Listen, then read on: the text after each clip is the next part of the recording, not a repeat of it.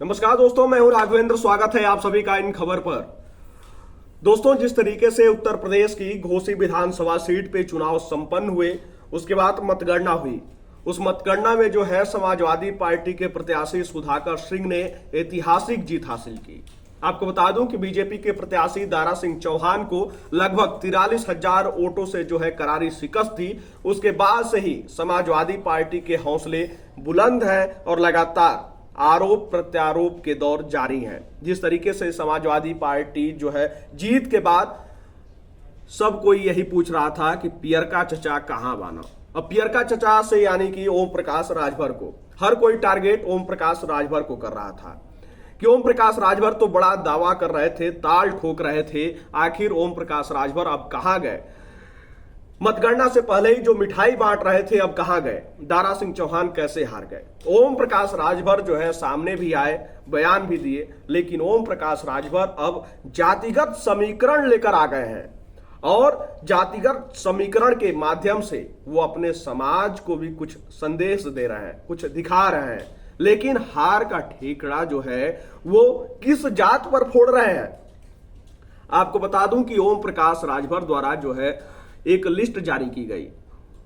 उनके अनुसार उन्होंने ये कहा कि कोई जो एजेंसियां होती हैं जो सर्वे करती हैं, तो उन एजेंसियों के माध्यम से जो लिस्ट आई है, कई एजेंसियों के माध्यम से, उसके हिसाब से जो है एक वीडियो जारी करके और उसका मत प्रतिशत बताते हुए कई जातियों पर वो निशाना भी साध रहे हैं। ओम प्रकाश राजभर के द्वारा ये लिस्ट जारी की गई है, जो आपके स्क्रीन पे ये चल भी रही है। ओम प्रकाश राजभर के अनुसार जनरल कैटेगरी में अगर बात की जाए तो घोसी में भूमिहार जात के जो है वोटर्स जो है वो 23,000 हैं और उसमें से 10,500 वोट जो है पड़े थे। यानी कि सुधाकर सिंह समाजवादी पार्टी के जो कैंडिडेट थे उनको 48 से 49% जो है मत मिला था। वहीं दारा सिंह चौहान बीजेपी के कैंडिडेट को जो है 48 से 49%। तो यहां तो समीकरण बराबर बराबर रहा। लेकिन अब जनरल कैटेगरी में ही राजपूत जात की अगर बात की जाए तो वहां पे 22,000 वोट जो है घोसी में है, जिसमें से 11,000 वोट पड़ा था और 95 से 96%, दिलचस्प बात है, 95 से 96% समाजवादी पार्टी के खाते में जाता है। तो वहीं 2 से 3% मात्र बीजेपी के खाते में। राजपूत समाज का देखिए, क्षत्रिय समाज का वोट जो है समाजवादी पार्टी को, यहां पे बड़ा खेल हुआ है। जिस तरीके से ब्राह्मण और अदर, इसमें जो है 10,000 वोट है घोसी में, जिसमें से 5,000 वोट पड़े थे। यहां पे 79 से 80% जो है वोट समाजवादी पार्टी के खाते में गया हुआ है। ओम प्रकाश राजभर ने जो लिस्ट जारी की है उसके हिसाब से, और वहीं बीजेपी के खाते में सिर्फ और सिर्फ 18 से 19%।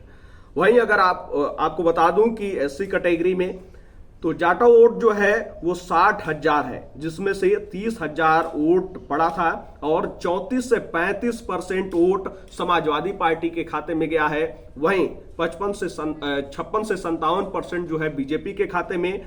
वहीं खटिक वोट और खटिक धोबी पासी जो है ये लगभग 20,000 वोट है वहां पे, और इसमें से 9,000 वोट पड़े थे। 39 से 40% जो है समाजवादी पार्टी के खाते में। तो वहीं 57 से 58% जो है बीजेपी के खाते में। और मुस्लिम वोट 81,000 है, जिसमें से 40,500 वोट पड़े थे और 89 से 90% समाजवादी पार्टी के खाते में ये मत गए थे। 1 से 2% बीजेपी के खाते में। अब आ जाते हैं ओबीसी पे, ओबीसी और एमबीसी पे। भैया यहीं से जो है पूरा खेल राजभर खेल रहे हैं, जहां से वो अपना राजनीतिक भविष्य भी तय करते हैं। यही जो जगह है, देखिए यादव वोट जो है 52,000 है, जिसमें से 30,000 वोट पड़े थे और जो मत प्रतिशत है 96 से 97% ये वोट समाजवादी पार्टी को मिला था। 1 से 2% वोट सिर्फ और सिर्फ बीजेपी को मिला था। वहीं नोनिया समाज का जो है 40,000 वोट है, 24,000 पड़ा था। 20 से 21% जो है समाजवादी पार्टी के खाते में। वहीं 79 से 80% बीजेपी के खाते में। बिंड और निषाद 15,000 वोट है, 7500 वोट पड़ा था। 27 से 28% समाजवादी पार्टी के खाते में और बीजेपी के खाते में 67 से 68%। वहीं अदर्स जो है 24,000 हैं, जिसमें से 11,000 वोट पड़ा था। 44 से 45% जो है समाजवादी पार्टी के खाते में और 46 से 47% बीजेपी के खाते में। यहां भी जो है बात बराबर की रही। अब राजभर जो चीज दिखाना चाहते हैं, राजभर समाज का वोट बैंक, जिसके लिए राजभर को लगाया गया था, वीडियो जो जारी हुआ है उसमें भी ये कहा जा रहा है कि हमको इस समाज के लिए लगाया गया था। राजभर समाज के अंदर हमने विश्वास पैदा किया है। आपको बता दूं कि राजभर समाज का वोट जो है वो 68,000 है, जिसमें से 34,000 वोट पड़े थे। 7 से 10%, सिर्फ और सिर्फ 7 से 10% वोट जो है समाजवादी पार्टी को गया। 83 से 90% जो है दारा सिंह चौहान यानी कि बीजेपी के खाते में गया। अब ओम प्रकाश राजभर भी इसी बात का जिक्र कर रहे हैं, कह रहे हैं कि हमने मजबूती के साथ चुनाव प्रचार प्रसार किया। जिस तरीके से हमने 100 जनसभाएं की, नुक्कड़ सभाएं की, उसके माध्यम से अपने समाज के अंदर जो है ये संदेश देने का कार्य किया कि सिर्फ और सिर्फ हम ही है। अपने जात के लोगों को लेकर, आप लोगों के बीच की लड़ाई लेकर हम आगे लड़ रहे हैं। उन्होंने ये कहा कि विगत वर्षों से हम हमेशा समाज के बीच ही रहते हैं, समाज के बीच जाकर जो है उनकी बातों को सुनते हैं, इसलिए हमारे समाज के लोग साथ दिए हैं। देखिए, निषाद पार्टी प्रमुख संजय निषाद भी इस बात का जिक्र कर चुके हैं कि हमारे समाज के लोगों ने वोट दिया है। अब तमाम सवाल ये उठ रहे हैं कि आखिर ये आंकड़े दिखाकर ओम प्रकाश राजभर किस जात पर हार का ठीकरा फोड़ना चाहते हैं? क्या ब्राह्मण, ठाकुर, जो बीजेपी के कोर वोटर हैं वो फिसल गए हैं? जिस तरीके से ये आंकड़े राजभर जो पेश किए हैं, उनका मानना है कि ये सर्वे एजेंसियों का आंकड़ा है और वो ये भी मानते हैं कि कई सर्वे एजेंसियां जांच करती हैं जिनके आंकड़ों में जो है सिर्फ और सिर्फ 1 से 2% का फर्क होता है, लेकिन औसतन जो है वो समांतर होते हैं।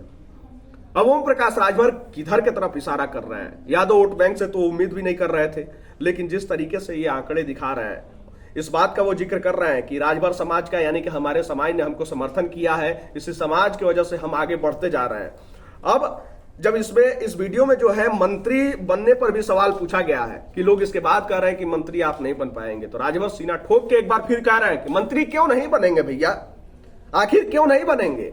ये लोग बौरा गए हैं, ये लोग देखते रहे, समय का इंतजार करें, मंत्री तो हम बनेंगे ही, जो होना होगा वो हो गया। विपक्ष के लोग कौन होते हैं तय करने वाले? एनडीए के मालिक ये लोग हैं, तय करने वाले ये लोग हैं।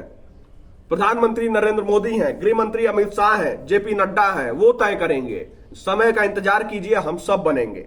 देखिए, ओम प्रकाश राजभर तो अभी भी ताल ठोक के कह रहे हैं। जिस तरीके से निषाद पार्टी के अध्यक्ष संजय निषाद ने कहा कि हमारे समाज का वोट मिला, राजभर भी यही कह रहे हैं कि हमारे समाज का वोट मिला।